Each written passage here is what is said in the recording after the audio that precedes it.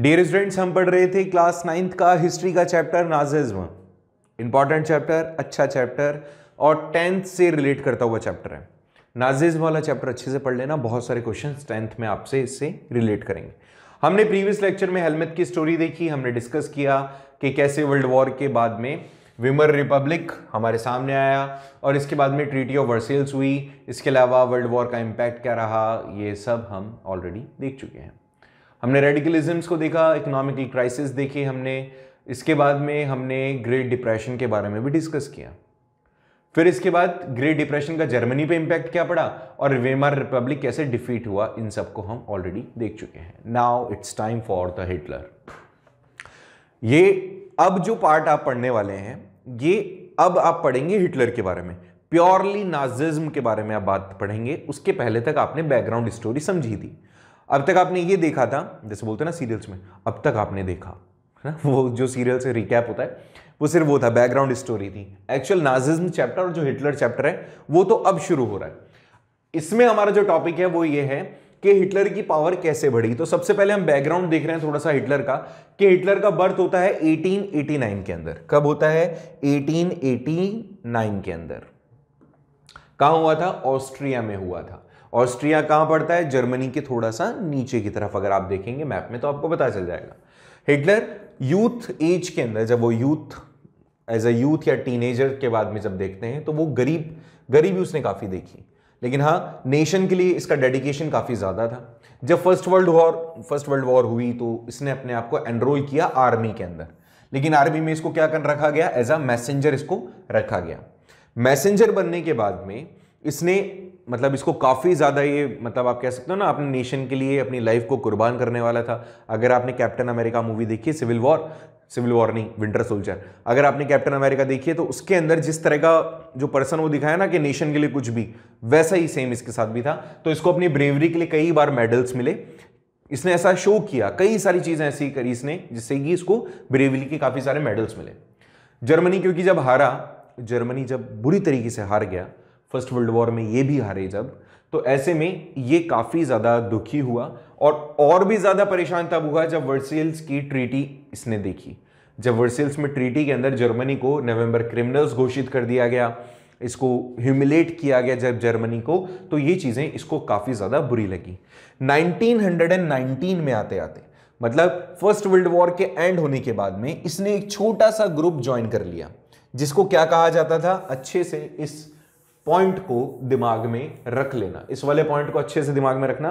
उसको क्या कहा जाता था? उसको कहा जाता था German workers party. German workers party, ये क्या है? ये फर्स्ट नेम है किसका? नाजी पार्टी का। 1919 में इसने ज्वाइन किया था। इसके बाद धीरे धीरे ये इस ऑर्गेनाइजेशन के अंदर सबसे प्रायर आ गया और इसने इसका नाम बदल के क्या रख दिया? National socialist German workers party. आगे चलकर के फिर जब इसने पूरी की पूरी कंट्री को अपने कब्जे में किया तो इसने इसी का नाम बदल करके नाजी पार्टी रख दिया। क्या रखा? Nazi party. पहले क्या था? जर्मन वर्कर्स पार्टी, फिर इसने रीनेम किया इसको national socialist German workers party, फिर आगे चलकर इसको जाना गया नाजी पार्टी के नाम से। याद रहेगा, पहले इसने ज्वाइन किया छोटा ग्रुप, वो बड़ा होता गया, नाम बदला, फिर उसके बाद में आइडियोलॉजी बदल दी लोगों की। यहां तक क्लियर हो गया? कोई प्रॉब्लम? और देखिए भैया, अगर मैं हिटलर के बारे में और बात करूं, हिटलर के बारे में और थोड़ा हम डिस्कशन करें, तो आप जानते हो कि हिटलर को जब पावर मिलना शुरू हुई, हिटलर जब पावरफुल धीरे धीरे बनने लगा, तो it was a time of 1923, जब हिटलर ने एक तरीके से पूरे के पूरे ये यूरोप को अपने कब्जे में करना चाह रहा था। तो उसने शुरुआत कहां से की? बावेरिया से। ठीक है, बावेरिया को इसने क्या किया? कंट्रोल कर लिया, सीज कर दिया, पूरी की पूरी पावर अपने पास में ले ली। फिर वो बर्लिन की तरफ पहुंचा, उसको भी इसने कैप्चर कर लिया। वहां पर जब ये पहुंचा तो अल्टीमेटली बर्लिन भी इसके अंडर में आ गया। लेकिन आगे चल करके ये उस पूरे के पूरे ये पूरा जो प्रोसेस था, इसके अंदर ये क्या हो गया? थोड़ा सा फेल हो गया। इस चीज को, इसको पकड़ लिया गया, इसको पकड़ने के बाद जेल में डाला गया, लेकिन इसको बाद में छोड़ दिया गया। ठीक है, मतलब इसने जब शुरुआत करी तो शुरुआत में इसने थोड़ी थोड़ी जगहों को कैप्चर करने की कोशिश की। गवर्नमेंट के पास मतलब जो गवर्नमेंट ऑर्गेनाइजेशंस होती थी उनको क्रश कर देता था और वहां पे अपने आप को एस्टेब्लिश कर देता था, बट ये सक्सेसफुल नहीं हुआ इनिशियल स्टेजेस में। आगे चल के जब ग्रेट डिप्रेशन आया, जब जो एग्जिस्टिंग गवर्नमेंट थी वो एग्जिस्टिंग गवर्नमेंट लोगों की नीड को फुलफिल नहीं कर पा रही थी, तब इसको एक सही मौका मिला। इसने तब जाके नाजी प्रोपेगेंडा जो था वो हर तरफ फैलाना शुरू कर दिया, और ये जो नाजी प्रोपेगेंडा था ये लोगों को होप दे रहा था एक अच्छे फ्यूचर की। कब? 1928 के आसपास। तुम जानते ही हो 1929 से लेकर 32 का जो टाइम ड्यूरेशन था वो बहुत ही क्रिटिकल था सभी लोगों के लिए। 1928 से लेकर 1934 तक का टाइम ड्यूरेशन लोगों को आप कह सकते हो लाइफ चेंजिंग मोमेंट रहे, उनमें से एक ये भी था। इस टाइम पर जो नाजी पार्टी थी, जो ऑब्वियसली एक छोटा ग्रुप था, लेकिन now they have taken participation in elections, क्योंकि उस टाइम पर जर्मनी के अंदर एक डेमोक्रेटिक गवर्नमेंट थी, पार्लियामेंट वहां काम करती थी, लेकिन जब इलेक्शंस हुए तो इनको ज्यादा वैल्यू नहीं मिली, केवल टोटल वोट्स का 2.8% ही इनको सपोर्ट मिला। ये थोड़ा सा क्रिटिकल हो गया किसके लिए? हिटलर के लिए, कि इतना कम सपोर्ट। उसके बाद में क्या हुआ देखिए, जो टोटल जर्मन पार्लियामेंट थी, जिसको राइक्सटाग भी कहा जाता है, जो राइक्सटाग है जो जर्मन पार्लियामेंट है, उसमें केवल 2.8% वोट्स ही मिले, जिसके कारण से थोड़ा सा डिसग्रेस उनको फील हुआ। लेकिन उसके बाद में वापस से इलेक्शंस हुए, इलेक्शंस जब दोबारा हुए तो भैया 37%, उसके बाद 37% इनको वोट मिले टोटल, और वो एक तरीके का आप कह सकते हो विक्ट्री रहा इनके लिए। नाजी पार्टी पर लोगों का फेथ अचानक से बढ़ गया। अब ऐसा क्यों हुआ? मैंने अभी क्या बताया आपको, 1929 से 32, ये जो टाइम ड्यूरेशन था 3 साल, ये इकोनॉमिकल डिप्रेशन का टाइम पीरियड था। इकोनॉमी सबकी डाउनफॉल चली मतलब हो गया था, सबके अंदर डाउनफॉल आ गया था। इसके अलावा जॉब्स नहीं थी, अनएम्प्लॉयमेंट था, ऑलरेडी हम सारी चीजें डिस्कस कर चुके हैं आगे। इसी टाइम ड्यूरेशन में जब इलेक्शंस दोबारा होते हैं, यहां पे भाई 4 साल पहले तो हार गए थे, लेकिन जब इलेक्शंस हुए तो इनको ऑलरेडी होप मिल चुकी थी लोगों को। यहां पे ऑलरेडी लोगों को होप मिल चुकी थी कि भैया हम आपको फ्यूचर अच्छा करके देंगे। उसी होप के चक्कर में लोगों ने इनको 37% पीपल हैड फेथ, ऐसा उनको लगा, मतलब उनको विश्वास आ गया इस पे कि यही हमारा मसीहा है और यही हमें क्या करेगा, इस दुख से बाहर निकालेगा। वाह वाह। आगे देखो भाई, इसकी पर्सनैलिटी भी थी कुछ ऐसी ही। क्या हुआ इसकी पर्सनैलिटी में, क्या क्या चीजें हुई? तो he was a really powerful speaker, काफी ज्यादा पावरफुल स्पीकर था। जब इसको ऐसा कहा जाता है, जब ये बोलना शुरू करता था तो लोग काफी ज्यादा इसको ध्यान से सुनते थे, मतलब लोग अपने कान आंख इससे हटा ही नहीं पाते थे। कॉन्टिन्यूसली जब ये बोलता था तो ऐसा लगता था शायद ये हमारे लिए ही बोल रहा है, ठीक है। तो लोगों का इसके ऊपर काफी ज्यादा फेथ हो चुका था। ये काफी पैशनेट था, नो डाउट। जब भी मतलब his passion and his words move people, ऐसे में जब भी ये इसका जो पैशन था, इसके जो वर्ड्स थे, कहीं ना कहीं लोग उसके काफी ज्यादा बिलीवर हो चुके थे। हमेशा प्रॉमिस करता था कि नेशन को अच्छा करके देगा, इनजस्टिस के खिलाफ, जो हमारे साथ में इनजस्टिस हुआ है वर्सेल्स के अंदर, उसको ये वापस से उसका बदला लेगा। हमारी जो डिग्निटी, जर्मन पीपल्स की डिग्निटी जो खोई है इस वर्सेल्स की ट्रीटी में, उसका बदला भी ये लेगा। इस तरह की जब ये चीजें कहता था तो लोग ऑटोमेटिकली इसकी तरफ अट्रैक्ट हो जाते थे। ये प्रॉमिस भी करता था, ही always promise to give the employment, जो भी यूथ है, जो भी यंग कम्युनिटीज हैं, छोटे बच्चे हैं, उन सब के बेटरमेंट के लिए ये हमेशा प्रॉमिस करता था कि भैया जो भी लोग हैं जिनको वर्क की तलाश जो कर रहे हैं, अगर मैं आया तो मैं सबको काम दूंगा। इस तरह की चीजें करता था। वो लोग बेचारे पहले से ही सताए हुए थे ना, तो ऐसे में आसानी से इसकी बातों में क्या हुआ, बिलीव वो करने लगे। अगर मैं पर्सनली कहूं ना, तो पर्सनली आई ऑल्सो फील कि ये जो पर्सन था, अगर अपने नेशन के लिए कर रहा था, हालांकि काफी ज्यादा क्रूर था ये, क्रूर मतलब क्रूअल है ना, क्रूर हिंदी में, हिंदी का वर्ड हो गया, तो ये जो काफी ज्यादा क्रूर था, निर्दयी था, लेकिन अपने नेशन के लिए कर रहा था। तो बॉस, ऐसा आदमी मेरे हिसाब से तो सही था। अपने नेशन के लिए तो कर रहा है, तो नेशन के लिए तो मर मिटना बड़ी बात होती है, अच्छी चीज होती है। इसने हमेशा प्रॉमिस किया कि ये वे आउट कर देगा जो भी हमारे ऊपर फॉरेन इन्फ्लुएंस है उसे, और जो हमारे साथ में, जर्मनी के साथ में जो दरिंदगी इन्होंने की है, जर्मनी के साथ जो भेदभाव किया है या नाइंसाफी इन्होंने की है, उन सब का बदला लूंगा। इस तरह का प्रॉमिस किसने किया? हिटलर। क्या क्या बोला? भैया पावरफुल स्पीकर था तो शब्दों के साथ ही और अपने पैशन के साथ ही जब ये बोलता था तो पता चलता था कि हाँ भैया ये कुछ स्पेशल है इसमें। ऐसे में एक अच्छा नेशन बनाना, इनजस्टिस जो इनके साथ में हुआ है उसका बदला लेना, अपने नेशन को उठाना, जॉब क्रिएट करना, लोगों के फ्यूचर को बनाना, एक अच्छा सिनेरियो क्रिएट करके देना, लोगों को रहने लायक जगह बना के देना, इस तरह के प्रोमिसेस ने करके लोगों का मन जीत लिया था। ठीक है, यहां तक कोई प्रॉब्लम किसी को? मेरे हिसाब से नहीं होनी चाहिए। ये पॉलिटिक्स की इसकी एक नई स्टाइल थी, एक बिल्कुल नई टाइप की पॉलिटिकल स्टाइल इसने इजाद की, जिसके अंदर ही understood the significance of rituals and spectacles in mass mobilisation. हर एक चीज जो लोगों को अफेक्ट कर सकती थी, जिससे मतलब ये जो बिलीव करता था जिन चीजों में कि इन चीजों से लोगों पे इंपैक्ट पड़ेगा, वो सारी चीजें इसने क्या की, मतलब मोबिलाइज करना शुरू की। जैसे जैसे जो भी रिचुअल्स होते थे, देखो एक सिंपल सा एग्जांपल दूं, जैसे जितने भी हिंदू लोग हैं ना, अगर कोई नेता उनके हिसाब के कपड़े पहन करके आ गया, तिलक लगा के आ गया, तो मतलब हिंदुज्म को उसने रिप्रेजेंट कर दिया, तो ऑटोमेटिकली हमारा जो फेथ होता है उसकी तरफ ज्यादा बढ़ जाता है। ऐसे ही मुस्लिम्स के लिए भी किसी ने टोपी लगा के आ गया, ऐसे ही सिख के लिए है कि किसी ने पग पहन कर आ गया। तो ऐसे में ये लोग क्या करते हैं, ये रिचुअल्स को फॉलो करते हैं लोगों को अपनी तरफ अट्रैक्ट करने के लिए। इसने भी कुछ ऐसा ही किया, उन रिचुअल्स को इसने फॉलो किया, उन रिचुअल्स के बिहाफ पे लोगों का फेथ इसने गेन किया। इस तरह की पर्सनैलिटी था हिटलर। और क्या था इसकी पर्सनैलिटी में? जब हिटलर ने अपनी पॉलिटिकल ऑर्गेनाइजेशन को जब इसने एस्टैब्लिश कर दिया, तो लोगों तक इसने पहुंचना शुरू किया, रैलीज करी, बहुत सारी पब्लिक मीटिंग्स करना शुरू किया, डेमोन्स्ट्रेट करता था अपने सपोर्ट के लिए, अलग अलग जगह पर बहुत सारे आंदोलन करना इसने शुरू कर दिया। और धीरे धीरे इसका एक तरीके से सपोर्ट लोगों के बीच में, फेथ, बिलीव और इसकी जो कम्युनिटी थी वो क्रिएट हो गई। मतलब नाजीज इकट्ठा होना शुरू हो गए, एक जगह पर आना शुरू हो गए, लोगों के बीच में यूनिटी आने लग गई इसके नाम को लेकर के। इस बात का अंदाजा तुम इस बात से लगा सकते हो कि कितने ज्यादा बिलीवर हो चुके थे लोग इसके, कि जब भी इनको रेड सिंबल, कौन सा रेड सिंबल, ये वाला देखो पीछे इसके फ्लैग जो दिखा रखा है मैंने, ये जो फ्लैग आपको दिखता था नाजी सिंबल हुआ करता था, ये रेड फ्लैग, उसके ऊपर स्वास्तिक सिंबल। तो जब भी इस तरह के सिंबल्स भी दिख जाते थे ना, तो होता क्या था, लोग इन सिंबल्स को, हाँ, red banner with the swastika symbol, Nazis salute करते थे इस चीज को। साथ ही साथ जो रिचुअलाइज्ड राउंड्स थे for applauses after the speeches were all part of this spectacle of power. इसने कहा कि जब भी इसकी स्पीच होती थी तो एक तरीके से जैसे होता है ना, इसने कुछ भी कह दिया, कुछ भी कह दिया, एक आप डाई हार्ट फैन होते हो किसी के, तो अगर उसने हंस भी दिया, मुस्कुरा भी दिया, एक शब्द भी कह दिया, तो बहुत बड़ी बात हो जाती है। कैसे हैं आप लोग, वो वाले बात, ठीक है।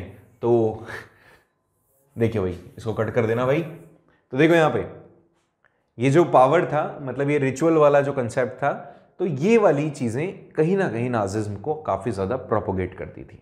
नाजीज प्रोपोगेंडा काफी स्किलफुल प्रोजेक्ट था। ऐसा नहीं कि हिटलर आया और उसने कहा दिया नाजिज्म हम चला देंगे, ऐसा नहीं हुआ। क्या हुआ फिर? हिटलर एक तरीके से जो जो चीजें इसने की वो काफी ज्यादा सिस्टमैटिक थी। इसको सारी चीजें पता थी कि कौन सा तीर कब चलाना है, सब चीजें जानता था। कब इनको देश के नाम पे भड़काना है, भड़काना नहीं कहूंगा, कब इनको देश के नाम पे जगाना है, कब इनको अपनी बातों के अंदर लेकर आना है, कब इनको दूसरे लोगों से लड़ने के लिए एक तरीके से मोटिवेट करना है, ये सब जानता था। इसी कारण से लोग जो सुनना चाहते थे वो ये सुनाता था। दिस इज द रीजन कि इसको आगे चल के मसीहा के तौर पर, सेवियर के तौर पर पूजा जाने लगा कि यही हमारा मसीहा है, दुखों से यही व्यक्ति हमें बाहर निकालेगा, सेवियर। ऐसा व्यक्ति जो लोगों को उनके दुखों से बाहर निकालने के लिए आया हो, जिसका जन्म लोगों के उत्थान के लिए हुआ हो, ऐसे व्यक्ति के तौर पर इसको देखा जाना शुरू किया गया। ये थे हमारे हिटलर भाई साहब। इनका एक छोटा सा ब्रीफ था ये। मेरे हिसाब से इसमें आपको कोई तकलीफ नहीं होगी, होपफुली आपने कर लिया होगा, ठीक है। चलिए आगे देखिए। अगर मैं इसको थोड़ा सा और प्रोपोगेट करूं, क्या हुआ था इस टाइम ड्यूरेशन में, तो देखो हिटलर का आना और डेमोक्रेसी का खत्म होना। अब तक मैंने आपको कहा कि जर्मन जो पार्लियामेंट थी उसमें लगभग इनको 37% वोट्स मिल गए थे। अब जब जर्मन पार्लियामेंट आई है, तो जर्मन पार्लियामेंट के बाद क्या होगा, लेट्स सी। यहां पे डेमोक्रेसी कैसे खत्म हुई, पहले इस चीज को हम समझ रहे हैं आज कि डेमोक्रेसी यहां पे कैसे खत्म हुई। अभी तो सिंपल सी बात, 1928 इलेक्शंस ये हार गए, मतलब ये हार गए। बट 1932 इलेक्शंस के अंदर इनको मेजॉरिटी मिल गई, मतलब नाजीज जो कमिटी है उसको मेजॉरिटी मिल गई। तो ऐसे में क्या हुआ, जब इनका प्रोपोगेंडा या इनका जो मतलब आप कह सकते हो वैल्यू थी वो धीरे जब बढ़ गई ना काफी, तो यहां पे जो प्रेसिडेंट थे हिंडनबर्ग, तो इनको लग गया था कि भैया ये अब टेक ओवर करेगा पूरी की पूरी इसको कंट्री को कह सकते हैं अपन। तो ऐसे में ये ऑलरेडी बोल दिया, इनको बोलता है हिटलर को कि भैया देखो तुम्हारी ही बात चल रही है, ये अपने आप को बचाना भी चाह रहा था और अपनी पावर को भी ये लेकर मतलब सस्टेन करना चाह रहा था अपने साथ में। तो इसने ऑलरेडी इन्विटेशन दे दिया हिटलर को कि भैया आप आ जाओ और चांसलरशिप संभाल लो। चांसलरशिप का मतलब होता है कि जैसे अपने यहाँ पे प्राइम मिनिस्टर होता है ना, सेम वैसे ही होता है चांसलरशिप, कि ये प्रेसिडेंट तो एक कह सकते हो कि नॉमिनल हेड होता है, जबकि चांसलर एक्चुअल हेड होता है किसका, किसी भी कंट्री का। तो इसने कहा कि चांसलर की पोजीशन दे दी। चांसलर की position is the highest position of cabinet ministers, ठीक है। ये किसको दिया गया, हिटलर को दिया गया। कब दिया गया, 1 मार्क क्वेश्चन आ जाता है, 30 जनवरी को दिया गया। 30 जनवरी को 1933 में प्रेसिडेंट हिंडनबर्ग के थ्रू ऑफर किया गया चांसलरशिप टू हिटलर। जब ऐसा हुआ तो जनवरी के अंदर आने के बाद लगभग 1 महीना बिताने के बाद इसने क्या कर दिया, फायर डिग्रीज। फायर डिग्री क्या होता है, एक तरीके का सस्पेंशन ऑफ सिविल राइट्स। जब ये पार्लियामेंट में पहुंचा, पार्लियामेंट में भैया इसकी पावर आ गई, तो इसने क्या किया, 28 फरवरी को इसने पार्लियामेंट के थ्रू जो भी इनकी सिविल राइट्स थे, जो भी लोगों की सिविल राइट्स थे, स्पेशली वो लोग जिनके पास में पावर है, उनके सारे सिविल राइट्स इसने खत्म कर दिए। जैसे फ्रीडम ऑफ स्पीच हो गया, फ्रीडम ऑफ प्रेस हो गया, फ्रीडम ऑफ असेंबली हो गया, या freedom of whatever the freedoms are given by the constitution of Weimar, इन सब के जो भी चीजें थी उन सबको इसने क्या कर दिया, खत्म कर दिया, सस्पेंड कर दिया। अल्टीमेटली इसने जो जो लोग इसके काम के नहीं थे, इसको लगता था कि ये चीजें हमारे अगेंस्ट में जा सकती है, उसने धीरे धीरे उन सबको खत्म करना शुरू किया। यहां तक मेरे हिसाब से कोई तकलीफ नहीं है तुम्हें। ऐसे में जब सारी चीजें खत्म करने लगाए तो बहुत सारे लोग भी थे, जैसे कम्युनिस्ट पार्टी के लोग थे, या जो इससे मतलब इस पे कहीं ना कहीं इस पे फेथ नहीं रखते थे, एग्जिस्टिंग गवर्नमेंट के जो लोग थे, वो सभी इससे दूर होने लगे। मतलब बैग पैक करके वो तो मूव करने लग गए अपने आप को, ठीक है। यहाँ से जो जो टेरिटरीज इसके अंडर में थी, उन सभी टेरिटरी से जो इसके सपोर्टर नहीं थे या जो इसके अगेंस्ट में हुआ करते थे, उन लोगों को पता चल गया, महसूस हो गया, इवन प्रेसिडेंट को भी महसूस हो गया कि अब चीजें हमारे हाथ से जाने वाली है, and we should not be the part of this, मतलब दैट पर्टिकुलर प्लेस। तो वहां से वो लोग क्या करने लगे, वो नए नए कैंप्स में जाने लग गए, मतलब वो कंसंट्रेट हो गए, नए नए कैंप्स वो बनाने लग गए और अपने आप को उन्होंने अलग कर दिया। ऐसे ही एक एम्बलिंग एक्ट इन्होंने लेकर आया 3 मार्च 1933 में, जिसने डायरेक्टली ये कह दिया कि अब से यहां पे डेमोक्रेटिक गवर्नमेंट नहीं है, आई एम द वन जिसके पास में पावर होगी। इसने डिक्टेटरशिप एस्टैब्लिश कर दी 3 तारीख को, 30 जनवरी को, 28 तारीख को और 3 तारीख को। देखो कितना सा टाइम ड्यूरेशन, अगर आप कैलकुलेट करोगे ना तो एक्चुअल में 30-31 दिन के अंदर तो इसने सारी चीजें बदल दी। जर्मनी के चांसलर से लेकर जर्मनी के डिक्टेटर तक का इसने रास्ता जो था वो नाप लिया, ठीक है। 3 तारीख को इसने एम्बलिंग एक्ट के थ्रू अपने आप को एज अ डिक्टेटर साबित कर दिया। अब क्या हुआ, जितनी भी पावर दी गई थी, it gave the Hitler all the power, जो भी पार्लियामेंट के पास में थी वो सारी की सारी पावर किसके पास आ गई, अब हिटलर के पास में। जितनी भी पॉलिटिकल पार्टीज थी, ट्रेड यूनियंस थे, वो सारे बैन कर दिए गए, केवल नाजी पार्टी एग्जिस्ट कर रही थी। अब जो पहले कंप्लीटली केवल 37% वोट्स के साथ थी, नाउ और दूसरा कोई कंपटीशन है ही नहीं, केवल एक ही पार्टी है और वो है Nazi party. Trade unions trade भी करेंगे, या ये वो प्लेस है, इस प्लेस से सारा का सारा जो भी असेट्स है वो कहां जाएगा, फ्रांस के पास जाएगा कि रशिया के पास जाएगा। ये सारी जो चीजें पहले चल रही थी अब नहीं चलेंगी। ट्रेड यूनियंस है ही नहीं कोई, सारी चीजें इसने क्या कर दी, बैन कर दी, ठीक है। यहां तक ये चीजें अगर आपको मेरे हिसाब से तो तकलीफ होनी नहीं चाहिए। तो देखिए सारी चीजें नाजी पार्टी के पास चली गई। जितने भी स्टेट था, जितनी भी मिलिट्री थी, मीडिया थी, जुडिशरी थी, सब के सब पूरे तरीके से हिटलर के एक तरीके से पपेट बन गए थे, ठीक है। All the parties, all the members, all the institutions were working for Hitler now, केवल हिटलर के लिए वो काम कर रहे थे। ऐसे में कई सारे सर्विलेंसेस, सिक्योरिटी फोर्सेस को भी क्रिएट किया गया कि जो सोसाइटी के अंदर लॉ एंड ऑर्डर है उसको वो एस्टेब्लिश कर सके। इवन सीक्रेट पुलिस भी एस्टेब्लिश की कि भैया कोई भी इनके अगेंस्ट बोले ना, हमारे अगेंस्ट में उठा के लिया ना उसको। नीचे बताया गया कई सारे सीक्रेट पुलिस भी लगाई गई जिससे कि सोसाइटी में क्या चल रहा है हमें पता चले, और इवन अगर हमारे अगेंस्ट में कोई काम कर रहा है या सोच भी रहा है तो उसको हम उठा करके लेकर आ जाएं और फिर उसको अच्छा सा सबक सिखाएं। ऐसे इनमें से एक था स्टॉर्म ट्रूपर्स। ये सारे वो लोग थे जो कि या फिर गेस्टेपो, ये वो लोग थे जो सीक्रेट पुलिस या सोसाइटीज के लोग थे जो कि कहीं ना कहीं इन एक्टिविटीज को कंट्रोल करने का काम कर रहे थे चोरी छुपे। ठीक है, आगे देखिए और क्या होता है, आगे देखते हैं इसके अंदर। अब इसने कंट्रोल तो कर लिया अलग अलग इंस्टीट्यूशंस पे, अब लेकिन उसको चलाना भी है देश को, तो इसने खुद से वो सारी चीजें नहीं कर सकता था, तो इसने कुछ लोगों को अपॉइंट किया फॉर दैट पोस्ट। उनमें से एक व्यक्ति थे, मतलब हिटलर ने असाइन किया रेस्पॉन्सिबिलिटी फॉर इकोनॉमिकल रिकवरी। एक इकोनॉमिस्ट थे जिनका नाम था जलमार शेट। तो जलमार शेट जो थे उनको इन्होंने रिस्पॉन्सिबिलिटी दे दी कि आपको ये जो इकोनॉमिक जो रिकवरीज हैं वो आपको करनी है, मतलब पॉलिसीज बनाओ।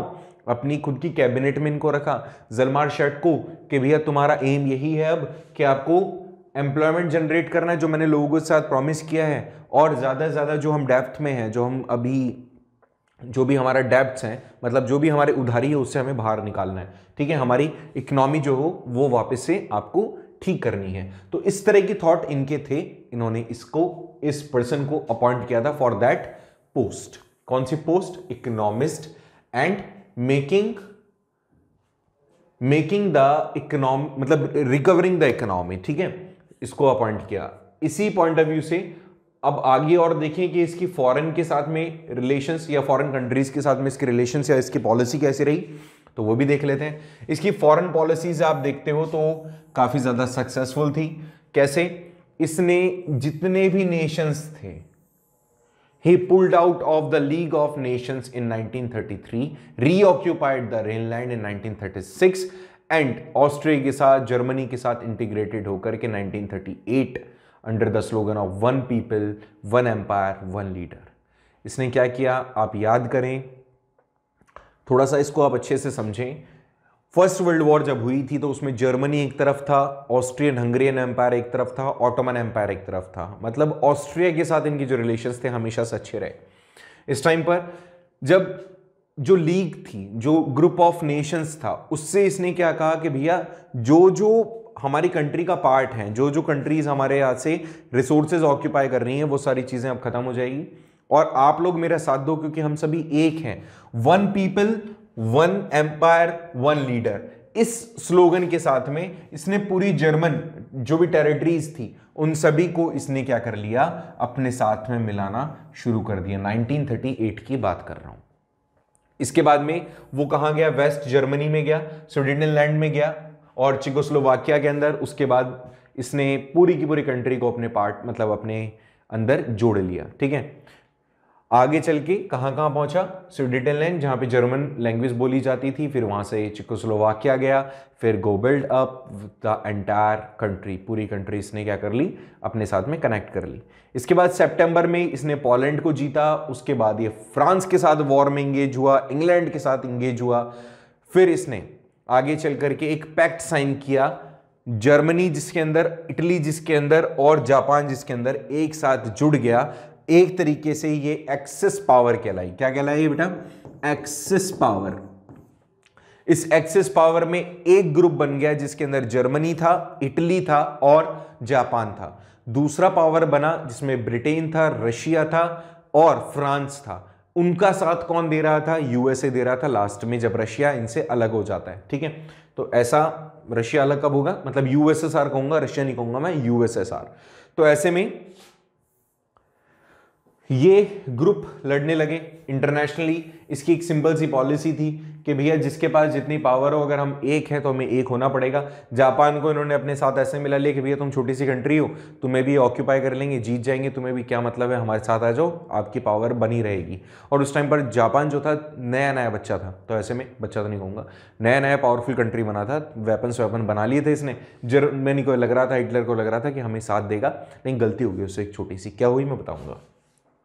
और देखो भैया और क्या हुआ आगे चल के।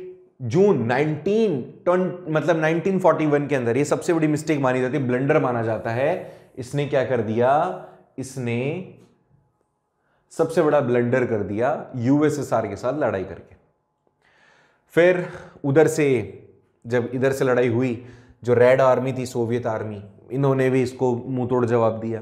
ठीक है, एक और नीचे काम हुआ, इन्होंने नीचे जो जापान था उसने यूएस पे बिना मतलब में यूएस पे बम गिरा दिए। वो पहले था ही नहीं, लेकिन क्योंकि फर्स्ट वर्ल्ड वॉर के अंदर इन्होंने मतलब यूएस ने इन कंट्रीज का साथ दिया था, जो एलए थे उनका साथ दिया था, ब्रिटेन का, रशिया का, और ब्रिटेन का, रशिया का, फ्रांस का, इसलिए यूएस पे बम डाल दिया किसने, जर्मनी ने।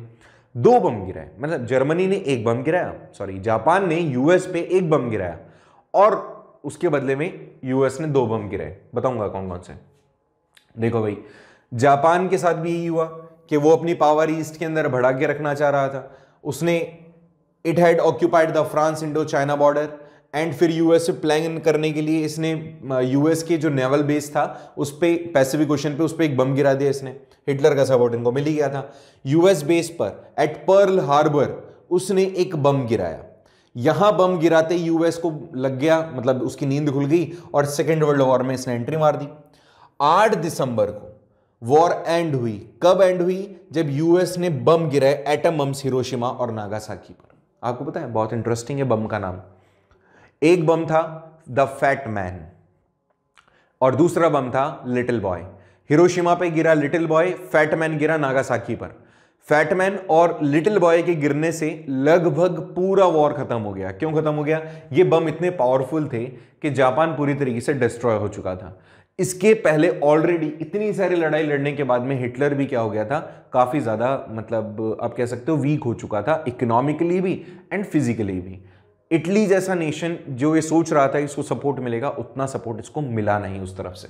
तो ऐसे में ये एक ब्रीफ रहा इसकी फॉरेन पॉलिसी का कि जीतते जाना है, जहां जहां तक आप जीत सकते हो। इसकी आइडियोलॉजी भी कुछ ऐसी ही थी कि जितना एरिया आप जीत गए हो वो सारा एरिया आपका। चलिए इसके आगे देखते हैं। अब बात करते हैं नाजी वर्ल्ड व्यू की, मतलब नाजीज जो थे वर्ल्ड को कैसे देखते थे, उनका क्या थॉट था वर्ल्ड को लेकर के, उसके ऊपर डिस्कशन करेंगे। छोटा सा टॉपिक है, देख लेते हैं जल्दी से। नाजिज्म टोटली डिपेंडेंट है किसके थ्रू, हिटलर के थ्रू। तो हिटलर की आइडियोलॉजी नाजिज्म में दिखेगी आपको। तो नाजी जो सोचते हैं, मतलब वो ओरिजिनेशन है हिटलर का, तो हिटलर क्या सोच रहा है वो इंपॉर्टेंट है। हिटलर के हिसाब से देखा जाए तो there was no equality between the people, कोई इक्वालिटी है ही नहीं। यहां पर सारी जो रेसेस हैं वो एक इक्वल नहीं है। इसके अंदर से जो blue eyed Nordic German Aryans हैं वो सबसे टॉप कैटेगरी के हैं। जो जर्मन एक्चुअल जो जर्मन्स हैं ना वो सबसे बेस्ट हैं इसके हिसाब से। और जो जूज हैं या फिर जो जिप्सीज हैं वो सबसे निचले तबके के लोग हैं। ठीक है, मतलब सबसे टॉप लेयर, जितनी भी रेसेस है ना उन सब में सबसे टॉप जो हैं वो तो एक्चुअल जो जर्मन्स हैं, जिनकी ब्लू आई होते हैं और ब्लॉन्ड हेयर्स होते हैं, और जो आर्यंस हैं वो तो सबसे बेस्ट है। और जो सबसे नीचे तबके के लोग हैं वो जूज हैं अकॉर्डिंग टू हिटलर। हिटलर ने कहा कि सब एक इक्वल नहीं है। इसने ये भी कहा कि दे केम टू बी, मतलब जो जूज हैं, जो जिप्सीज हैं वो एंटी रेस हैं, मतलब ये होने ही नहीं चाहिए। और ये जो जूज हैं ये आर्यंस के सबसे बड़े दुश्मन हैं। दूसरे जो कलर्ड पीपल हैं उनको भी इसी तरीके की जगह मिली है। कलर्ड पीपल मतलब जिनका कलर या तो ब्लैक है या डस्की है, वो कलर्ड पीपल।